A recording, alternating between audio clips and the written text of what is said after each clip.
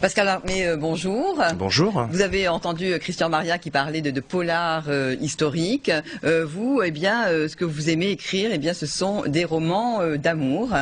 Une petite précision, tout comme Christian Maria qui lui est enseignant, vous avez une double vie. Vous êtes directeur propriétaire d'un hôtel à Nice qui s'appelle L'hôtel Aria, qui se trouve dans le quartier des musiciens à Nice, au 15 avenue Aubert, on peut le dire peut-être. On reparlera de l'hôtel tout à l'heure, puisque vous avez eu l'idée d'organiser maintenant tous les mois des conférences littéraires. Mais avant d'en parler, on va revenir sur vos romans. C'est il y a longtemps, donc c'est votre troisième roman d'amour. Pourquoi l'amour à chaque fois ?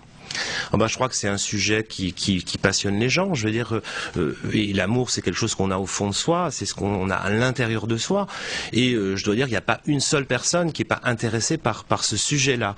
Mais c'est vrai qu'on en parle un petit peu moins en ce moment. On en parle un petit peu en général à la Saint-Valentin, à des périodes bien précises. Mais mon roman, c'est pas que sur l'amour, c'est aussi sur la complexité d'une relation, c'est sur le vécu, c'est sur les différences, etc. Et tous vos romans, justement, sont construits autour de ces différences, de la perception qu'a chacun de la relation. Oui, absolument. Moi, j'aime mettre en scène, en fait, ce livre, il est construit un peu comme une pièce de théâtre. J'aime mettre en scène des personnages que j'invente ou que je vais chercher un petit peu dans ma vie personnelle ou par rapport à des choses que j'ai vécues, mais c'est pas un roman autobiographique, je tiens à le préciser quand même, parce que si on pose souvent la question lors des interviews, est-ce que c'est autobiographique? Je dis non, c'est pas autobiographique, c'est un roman, donc c'est romancé. Mais je pars d'histoires que j'ai vécues ou que j'ai entendues ou que j'ai lues dans un journal ou un de mes amis à qui il est arrivé une histoire, etc. Et ce qui était étonnant, c'est que ce livre, en fait, c'est un livre écrit à quatre mains, parce que dans la première partie, il y a donc le héros qui raconte l'histoire de cette relation, et puis dans la deuxième partie, c'est l'héroïne qui va raconter sa propre vision de la relation. Voilà, parce qu'en fait, la première partie donc du livre, c'est le personnage masculin donc qui est commercial en expertise d'assurance, qui s'appelle L'Angle, donc qui a sa propre vision des choses, qui va rencontrer une jeune fille qui s'appelle Ludmilla, et lui, il voit cette relation sur un certain angle. Je veux dire, il voit pas la même chose. Je veux dire, j'ai pris comme base, vous voyez, il y a un ouvrage pas de psychanalyse, mais on va dire de vulgarisation de la psychanalyse il y a quelques années, qui a été un best-seller, on a entendu parler beaucoup, Les hommes viennent de Mars et les femmes de Vénus. Là, on voyait dans cet ouvrage la différence entre un homme et une femme, la différence de pensée. Et j'ai voulu faire pareil parce que ça n'avait jamais été fait sous forme de roman. Donc j'ai créé quelque chose un petit peu de nouveau, et c'est ce que j'ai voulu faire ici dans ce livre. Donc en fait, c'est la même histoire d'amour racontée par le personnage masculin d'une part dans la première partie du livre, et la deuxième partie, c'est la même histoire d'amour racontée par le personnage féminin, donc par Ludmilla. Quel nom étrange pour un personnage, L'Angle? Oui, L'Angle.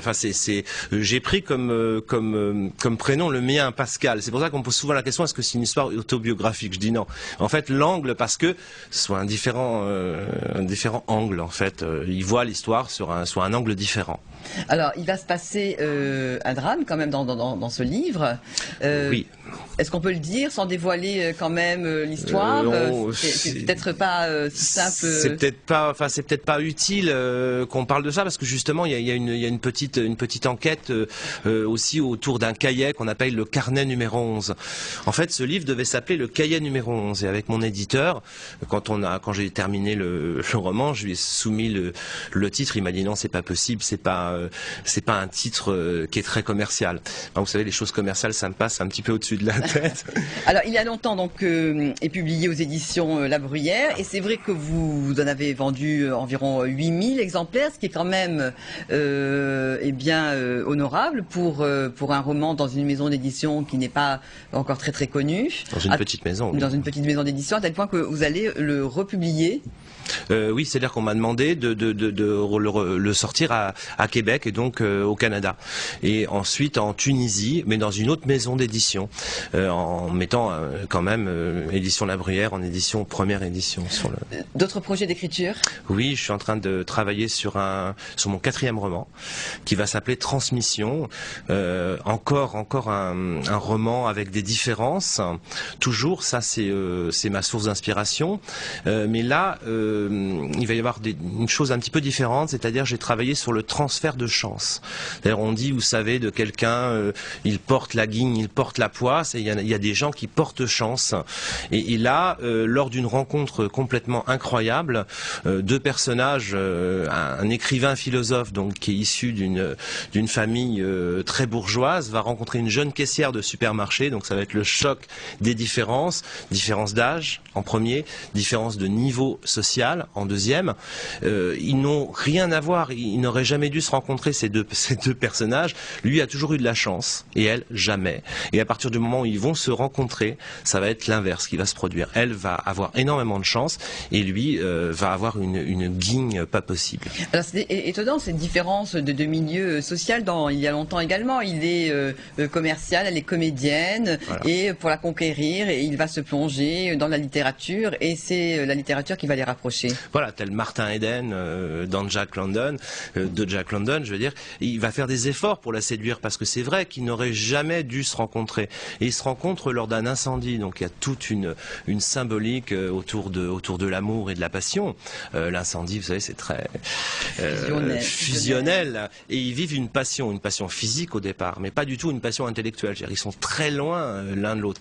Lui, il est issu d'un milieu plutôt commercial, il est plutôt affairiste, comme on dit. C'est quelqu'un qui travaille dur, c'est-à-dire qui se lève tôt le matin, vous voyez, qui fait des efforts pour y arriver, pour s'en sortir.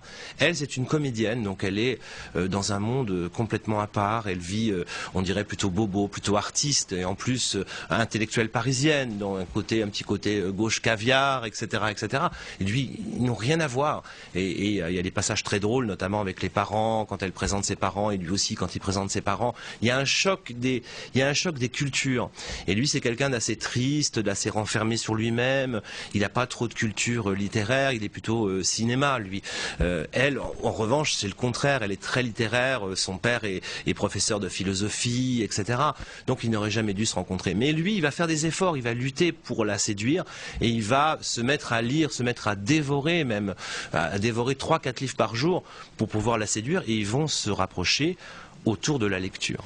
On va terminer donc par ces conférences littéraires que vous organisez dans votre hôtel Aria, tous les mois. Donc. Voilà, donc la première a lieu le 27 mars, c'est un vendredi, à partir de 19h jusqu'à 22h.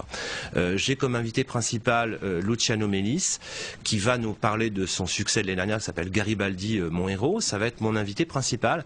Et ensuite, je viendrai parler un petit peu d'il y a longtemps, et j'aurai aussi une romancière, une amie qui est romancière belge, qui a écrit un livre qui s'appelle Je ne sais pas, qui s'appelle Madame Melchior, Catherine. Voilà. Pascal Marmé, je vous remercie et je rappelle donc le titre de votre dernier roman, Il y a longtemps. Je vous remercie. On va maintenant accueillir sur ce plateau deux chanteurs, Maëlys de la Planète Bleue, donc c'est son dernier CD, et André-Gilles Lévy.